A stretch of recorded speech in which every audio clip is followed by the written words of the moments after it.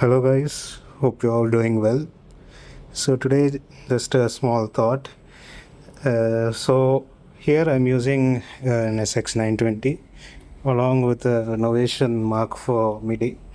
So to control this both things at the same time, I thought why not I try to control both of these things at the same time. So this cable is here. This is called Midi cable. It's a 5-pin Midi cable. So it looks like this. On Amazon it costs around 400 rupees. So here we are taking the output from the launch key. So you can see this cable right here. It's taking we are taking the MIDI output from the launch key and we are putting it back so that the input received from the launch key will be taken here. So like that the cable has been connected. So the other white cable is power. It gives the power to the launch key. So now we're going to turn on and we're going to see how it is. So normally for the first time when you turn on the 920, the settings will be different. So for that you have to go to menu, press it 2 times, so it will go to the next page, and then you can see here it says MIDI.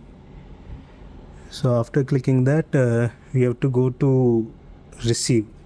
So the thing is that this thing is taking the whatever input is given from the launch key. So this thing to be given as receive. So normally when you see this page, it will be written song and everything, and whatever input comes from the 920. So as you can see now, the input is coming as port 1 MIDI USB. So you're thinking that now it's all set properly, but if I change it to another instrument, say an electric piano,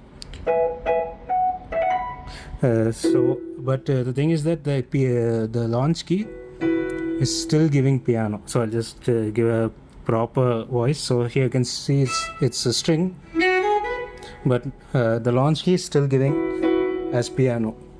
So to change that, we have to click part 1 channel 1, and here it will show what all you can control. So you can control right side and the left side, the entire rhythm section as well, and then extra parts and all. But what we want is whatever the keyboard we are doing here, if I am changing the octave here and if I am changing the transpose here, it should also be transmitted from the launch key. So if I so that it doesn't conflict, so I don't need to change the transpose here or the octave here.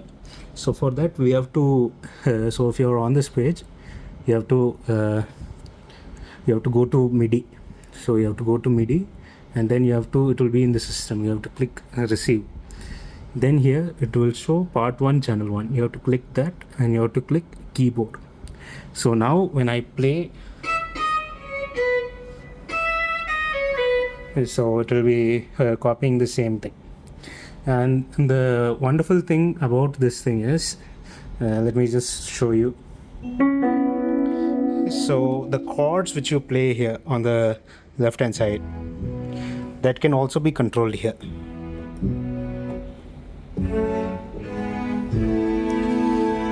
So if you play any style, so I'll just choose a normal style here, so 20s disco. So you can see here the entire thing will be controlled from here.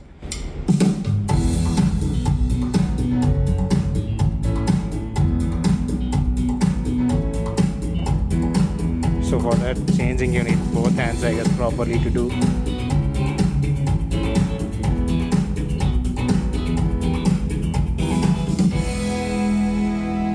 So if you ask me, the main advantage for this is if you have a MIDI keyboard which is simply lying around, or you can or if you want to preserve these keys right here. So like when the keyboard gets old, these keys sometimes make a very clicky feel. So if you want to preserve that, you can do like that. So also the thing is that if your MIDI controller has this option for the multi-pads, regular pads, this is normally used for drumming or sequencing some beats like that if you have a DAW. digital audio workstation. So instead of that, we can use it for playing drums. So if you see the settings here, so let me just. So the thing is that this thing has settings option where you can adjust the MIDI channel for everything. So this changes the patches here. So you can see part A, part B, chords it's taking with channel. So this is the main thing. Drums it's taking port number 10. So here if you see, I'm not changing any settings here.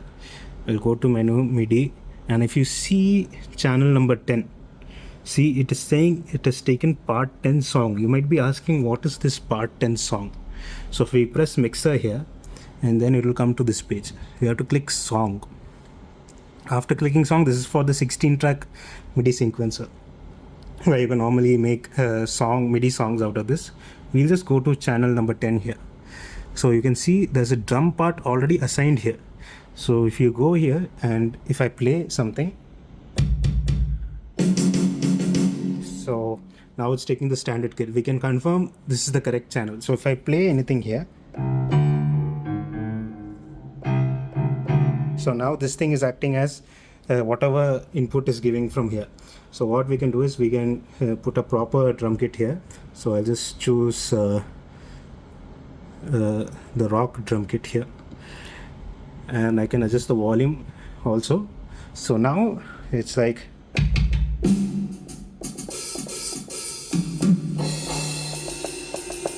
so you can be like, while still having. So I hope this thing, it helps you with identifying more features. So the thing is that this thing is not limited with an SX920. So the main idea is taking this printer port, utilizing the MIDI in and out of the keyboard. So I know many SX 700 and the previous gen S series keyboard also have this port, but nobody utilizes it properly, or some more people do. But the thing is that when I made research for this, I couldn't find any videos on what to do or how to do this. So I just hope that this will help you guys to find more features, and yeah, God bless you all.